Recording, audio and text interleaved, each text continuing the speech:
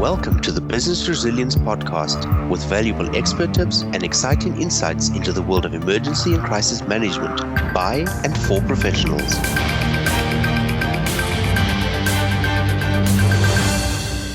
Welcome to our special edition of the Business Resilience Podcast. My name is Gary van Tonder, a business resilience expert at Ugitas based in Germany, and I will be your host for this episode. Today, we are happy to introduce a guest from across the channel, so to speak. Dennis Martin, based in the UK, is the former IT security manager for Transport for London and has many years of multinational consulting experience in IT governance, IT security, GDPR, and compliance, and also the German Civil Protection Services managing emergencies, and now runs the compliance and resilience consultancy firm, Protereon. Welcome, Dennis. It's good to have you here with us. As you know, this podcast focuses on the topics of resilience and business continuity management. So, right off the bat, with the first question, how do these two topics intersect, resilience and compliance management? Hi, Gary. Thanks for having me, and hello to Germany from the UK. Good question. Let me first start off talking a bit about the history of compliance, where it comes from, and then we can sort of look at how it intersects. Compliance has been around for ages, and it's obviously changed over the years. It started off with small things like people having to follow regulations about food safety. So the UK brought in a Food Safety Act, for example, in the 13th century, the Assize of Bread and Ale. And anyone producing ale, producing bread, had to comply with this. And even though there was no official compliance regime, bakers could be fined quite heavily if they didn't meet the requirements. So it was paramount to them to make sure that all of their staff, that all of their bakery was compliant. Again, even though they may not have thought about it like that. So there was a lot of sort of regulation out there. There was a lot of rules out there, and these rules had to be followed. Now, obviously, as the scale of businesses was much smaller in the medieval world, the scale of compliance was much smaller. It did exist as an activity, but it wasn't formalized in any way. It sort of got a bit more traction with the advent of guilds. This was merchants and tradespeople organizing themselves in guilds to protect their trade, to protect their reputation as well.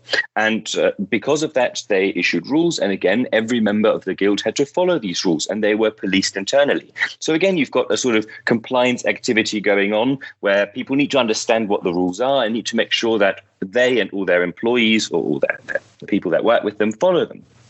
And if you didn't follow them, that could have dire consequences, as we saw in the curfew rules that existed in the Middle Ages, where fires had to be covered by 8, 9 p.m., depending on whether it was summer or winter, and where in 1666 in London, there was a huge fire because people did not follow the regulation, and it caused widespread damage and devastation. And again, rules were tightened after this.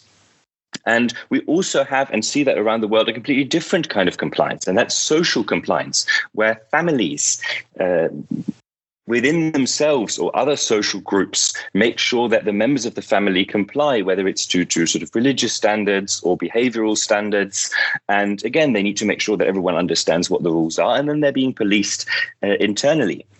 So compliance has been around in various shapes and guises for quite some time, but in the modern sense of it, we really see it with large companies coming to the market, turn of the century, where really we have these huge conglomerates that start to be very intransparent in what they do, and there are a number of scandals in the 20s and 30s. There's one where a man called Ivar Kruger was running an international match conglomerate for matches, safety matches, and basically was at some point accused of running a Ponzi scheme based on this. He did do a lot of sort of shady dealings, and the main problem was that it just wasn't transparent. So this, among with other things, started people to build compliance regimes and require companies to be more transparent and actually assess that transparency. And that in turn meant that companies then had to start and be more transparent. So we see it a lot now in the financial industry. Financial industry usually leads on this. And non-compliance is a huge risk. So one of the main scandals that we I think have all heard of is the Enron scandal, and I can talk a bit about that if yes. Yeah, exactly. And that caused really an uproar in the financial world. And there's a really good quote by Alan Greenspan of the Federal Reserve Bank. And he said that, and this is the quote, "We are increasingly getting firms which are conceptual, and Enron being the classic case, whose value depends increasingly on reputation and trust. And if you breach that, the value goes away very rapidly." And that, I think, shows why compliance is so important to resilience and to business continuity, because compliance is about protecting your reputation, protecting the trust that people put in you. And if you lose that through a scandal like Enron, or in the UK, we've had TalkTalk, which had a huge data breach as a compliance issue. If you breach that, then that can have dire consequences for your business. So compliance really is a huge source of risk for resilience and for companies themselves. So it looks like compliance has, as you said, a very long history, less formalized in the past. And let's take the COVID situation at the moment as an example in the modern times. So the COVID-19 compliance measures are basically a new formalized way of enforcing these measures, right? The compliance management.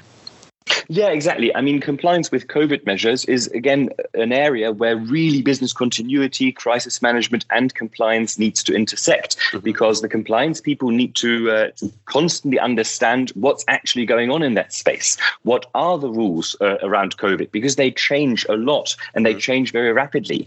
We see that in the UK, where new countries are always added to the list of destinations where you now need to quarantine if you come in from them. And obviously that has an impact on companies. If you send people to those areas, they will be out for 2 weeks because they need to quarantine. But again, that could change. There are discussions about testing people and then probably ending quarantine early. So again, companies will have to keep up with all those rules. Same with restaurants and other businesses. They need to keep up with rules around social distancing, around how to protect their staff. And we will see that change in the future as we know more about and learn more about the disease, as we gain more weapons in the fight against it, like a vaccine or even medication. And so that is really, Gary, that's really a good example of how these two areas need to work together to achieve success for the company. So basically, this reiterates how important compliance is with regards to resilience, and how it also fits in with other topics such as corruption and crisis management, a formalized way of going about things to reduce emergency situations. And as we can see in the COVID situation, it's a very dynamic situation. And I mean, even here in Germany, every few weeks, the regulations are changing. It's quite difficult to keep up with them. And also due to the federal system here, we have very, very vast differences in the rules and regulations. So this bears the question, why not compliance checks as part of resilience, Dennis? And most organizations actually do this. Most organizations look at compliance in terms of silos. They will have their financial team, they deal with financial compliance, and they may do some checks on financial compliance. You have the security team that deals with security compliance, and you can have the resilience team that deals with resilience and compliance with your resilience rules. Because when we talk about compliance, we really need to look at two things. We need to look at compliance outward and compliance inward. And compliance outward deals with representing your compliance, your company, to the world, doing reports, making sure that you get the output out there, which is this is how we comply, making sure that we get the input in, which is what do we actually need to comply with? In most cases, that's reasonably static, but and it takes a while for legislation to come around, but you still need to understand what's coming in. In other cases, it can be a bit more dynamic, as we saw in the COVID example, or as you see when you talk about compliance, that's not necessarily compliance with laws, but compliance with sort of best practice. Because compliance is almost like a pyramid. You've got the legal compliance that you must comply with. Then you've got the stuff that you think you should really comply with as a company, because it's It's just good practice, even though the law may not require you to do that. And then there are sort of the tip of the iceberg, things that you just want to comply with because that's the kind of company you are. You've got your own company rules, you've got your company vision, and you want to make sure that you stay with that, whether it's being extremely green, or anything like that. And a good example for this dynamic stuff is straws, the drinking straws. And you saw that 5 years ago, every single restaurant was using plastic drinking straws. And most of them have now changed and people are not using it anymore. And that's a measure where they're sort of taking action based on something that isn't actually a law, but where the society has sort of moved to a point where they expect this. You've got all these different inputs coming into compliance. And if you have your individual departments, like you've got your resilience department dealing with compliance and resilience, which is sort of more internalized compliance, which is the compliance within your company and worrying about how do we actually take all this that we get from the external world and turn it into internal compliance, turn it into activities, into procedures.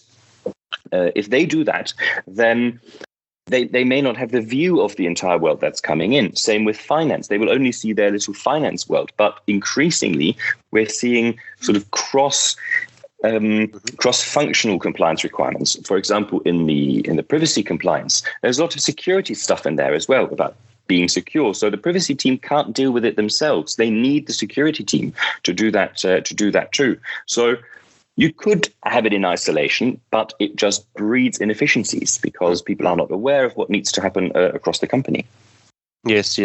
So the picture that I have from what you said is that it's more like a puzzle being put together within a company, and not as a whole in general.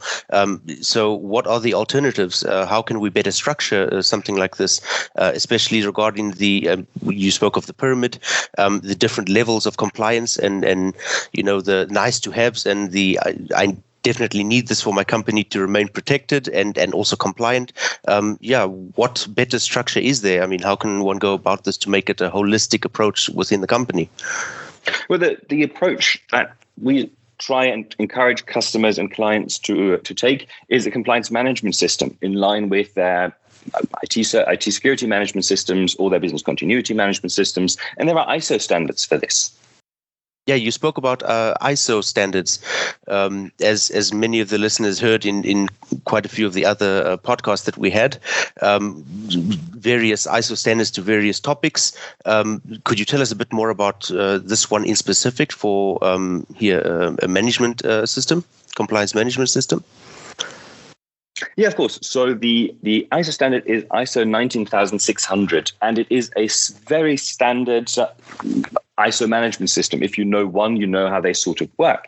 The idea behind a management system, if you're not aware of this, is that it's not an IT system. Often when we talk about management systems, people will sort of picture a bit of software and that is the system that manages it. That's not the case. When we talk about management systems in this sort of ISO world, we're talking about a set of processes, procedures, that deliver a structured, coherent, and mostly risk-based approach to whatever you're trying to solve. In this case, compliance management. So the advantage is that you've got this structured approach to this. And what it does is you first look at your company, you look at your stakeholders. Who do we actually need to sort of make happy with this? Our external compliance, who are our stakeholders? The law, that is the state that we need to sort of satisfy that you are compliant or that we are compliant. You've also got the public that have trust in you. You need to make sure that they trust that what you're doing is right. If you're a company such as, let's just say Facebook, you want to make sure that people think that you are compliant with privacy laws, with data protection laws, so that they trust you with their information. And if you come out with a new project and a new product that uses information in different ways, you want people to actually say, hey, that's really cool. I want to use that feature, rather than, they've not been really good with data protection in the past. I'm not going to use this new feature because who knows what they're doing with my data.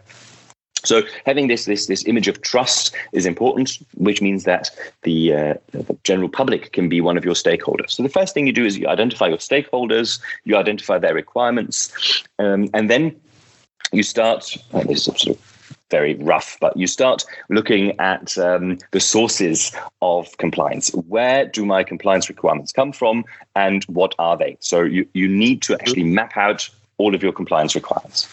And you can have, as I said, you can have a lot of different sources. You can have external stuff. You can have environmental things, societal things. You can have your own compliance requirements. If you as a company say this is something we want to do, this is how we want to do business, then you need to make sure that people comply with this internally. So again, that those are requirements. And so using your example of data protection compliance, it could be a mixture of complying to social standards and also legal standards, and is a way of managing risk, the risk of either losing customers due to a data breach and the resulting loss of trust, as well as the legal risks and ramifications, right? Yeah, exactly. So the law really gives you the baseline. This is what you really must do. But you could always say that actually the law only requires us to do this set of things, but we believe that actually our clients would quite like it if we went above and beyond this, and if we did a bit more, because then we can show to them that we are actually taking this really seriously, and we are doing the best we can. And also, if then regulation changes, you might already be ahead of that change. So thinking about what does the law actually require me to do, and what do we as a company want to do on top of this is useful.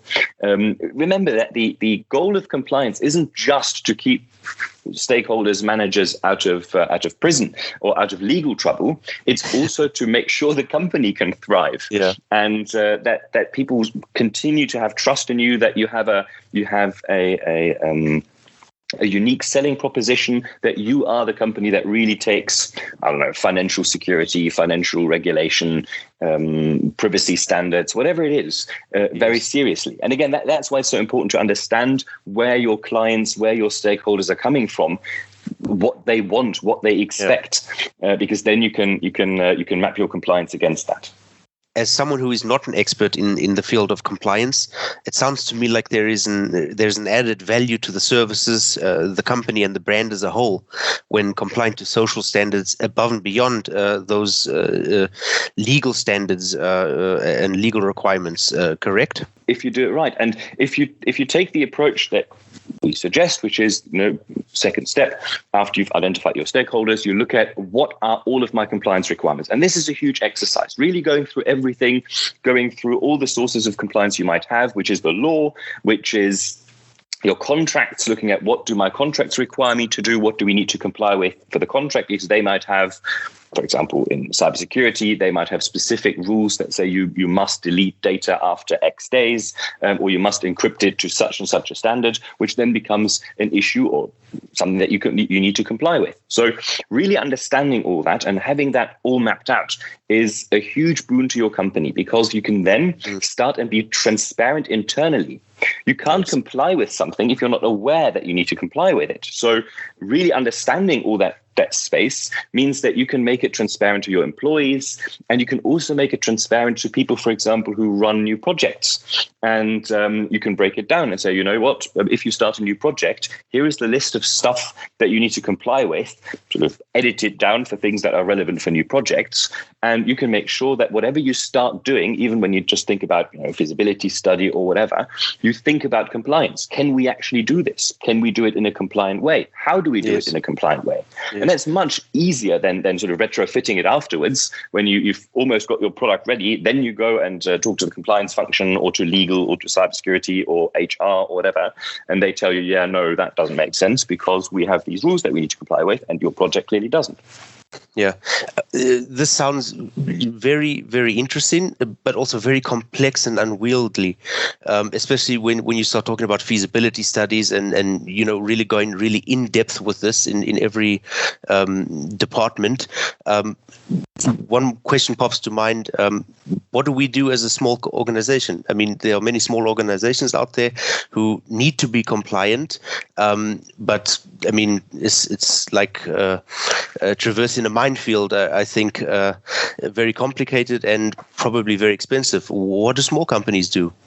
Not necessarily. For small companies, there are lots of resources out there that say, this is where your compliance comes from.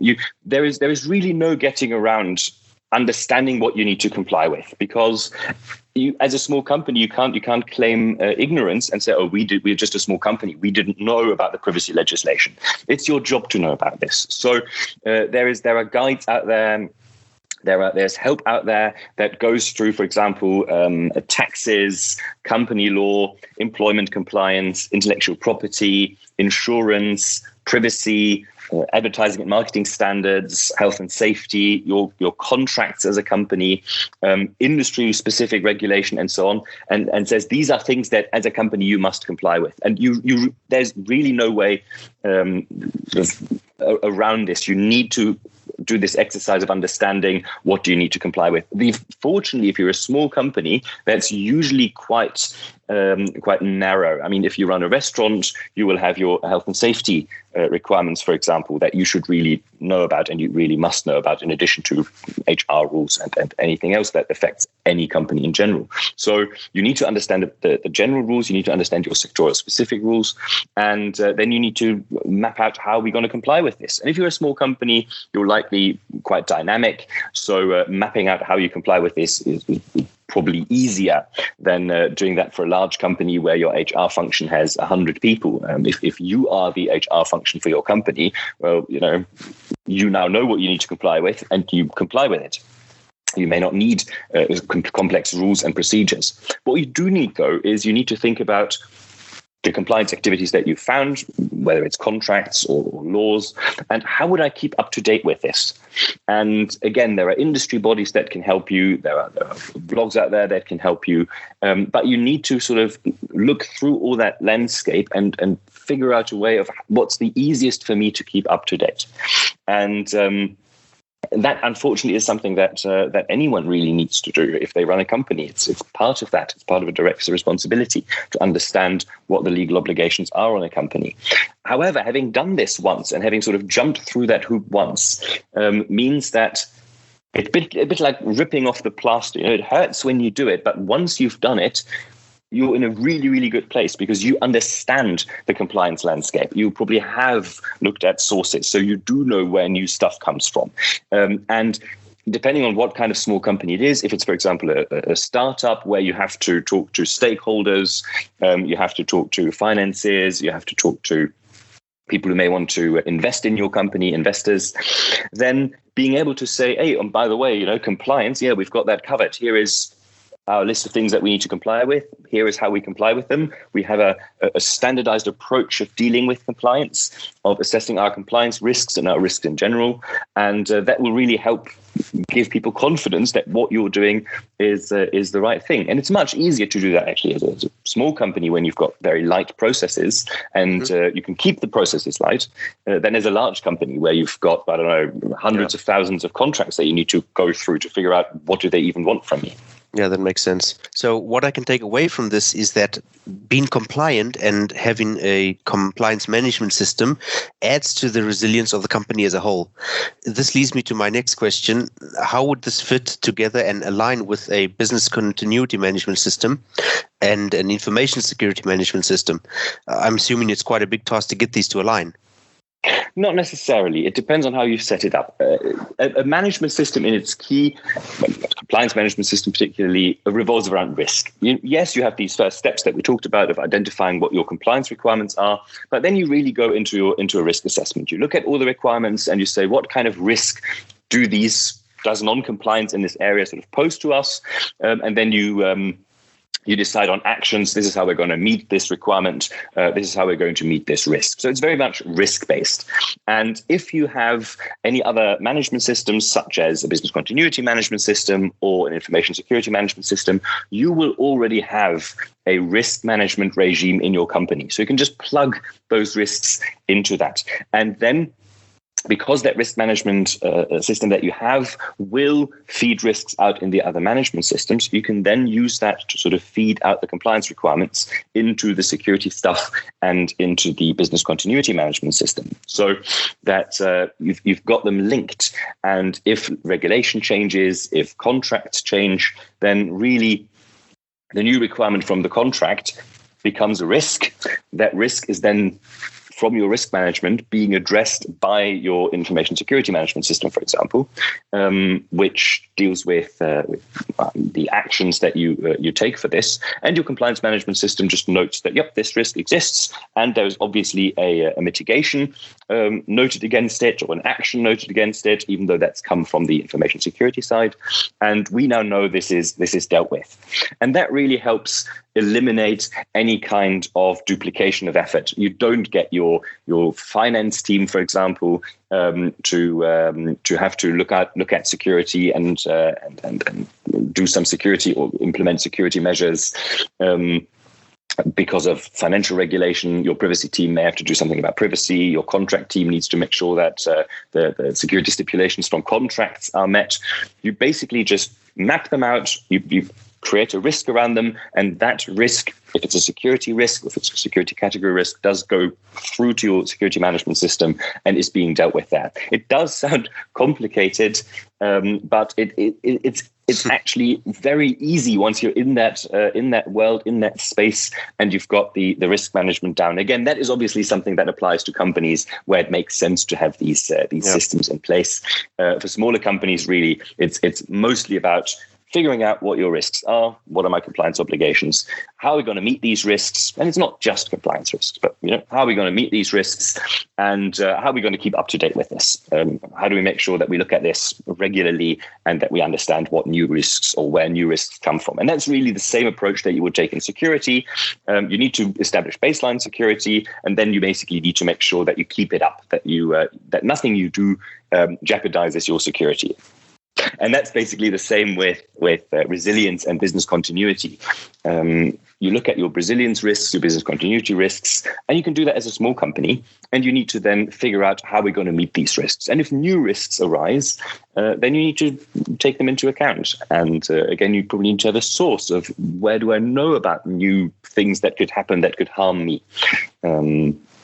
Like now COVID, and then you deal with the risks. So really, these management systems are heavily dependent on risk management, understanding your risks, and that adds to transparency in your organization because everyone knows what's going on, everyone understands what needs to be done to keep harm from the company.